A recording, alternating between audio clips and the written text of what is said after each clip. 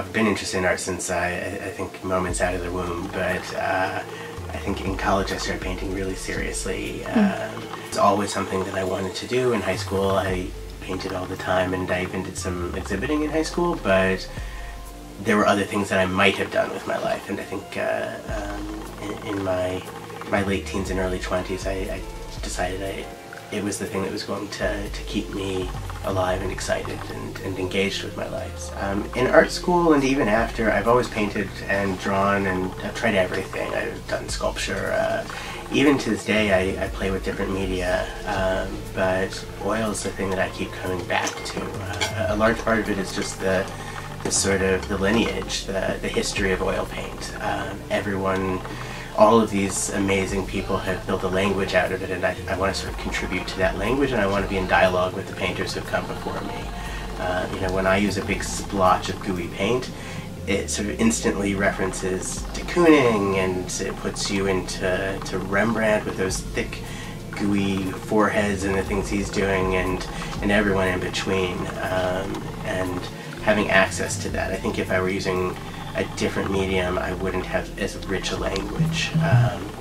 There are other things that I throw into the paint. I mix in different strange things, and these days sort of we have a different sense of chemistry, and so we can build other things. But it's still, I always come back to the simplicity of sort of what you can build, and how.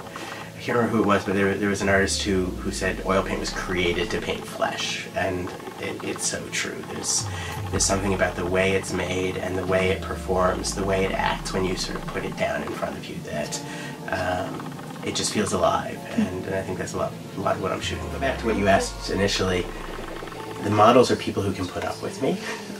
It's a lot of time one-on-one with me, creating this sort of, there's a longevity to the exercise.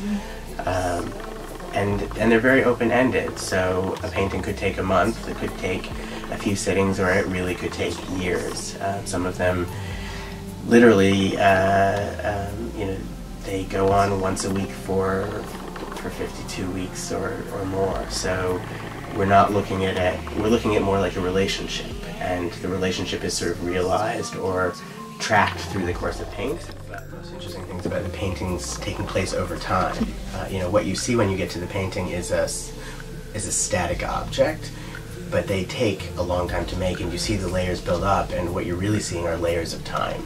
So if everything that happens in our relationship, everything that happens with that person is sort of embedded in there, it's not always just the one thing, but you have that moment in time, and a lot of the titles sort of allude to something that happens in the midst of that.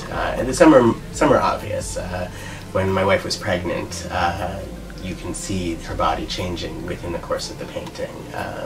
When people have medical issues, sometimes those things show up within the frame of the canvas, but they're embedded with other things too, all these other conversations. When my wife is pregnant, that's not the only thing going on in her life. We're also getting the whole story of that month, that year of her existence and our relation. I leave the paintings pretty open because I want you to be able to jump in too and sort of join me there and sort of put together some of the facts. I want you to be able to connect things on your own, and I want you to be able to jump in a way that feels that you're part of the process as well. Want to see what's essential in order to describe who that person is, but I don't want to make it explicit. I don't want to close it off so much that what you're getting is only my understanding. I want it to be open enough that the person themselves can sort of slowly and gradually reveal themselves to you. And people play these games about what they want to be public and what they don't want to show up, and that fascinates me. I want you to be there as a viewer with me and sort of engaging with the person in the same way. I want you to be there with me as a viewer and engaging in the painting in the same way that I am as a painter. And I want you to feel that relationship with the person. I think if I'm painting people that I love, I want you to fall in love with them, or at least to feel the deeply felt sort of back and forth between us. I want that to be part of the image.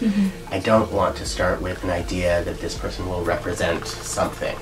They often represent something, but that always comes secondarily. That comes out of the relationship and what they represent in my life or what I represent in their life. It doesn't, it comes organically and not, I don't want to start with a conception of what the painting will be and paint towards that. I don't want to know what the ending is. I want to jump in with both feet and hear the splash. Right.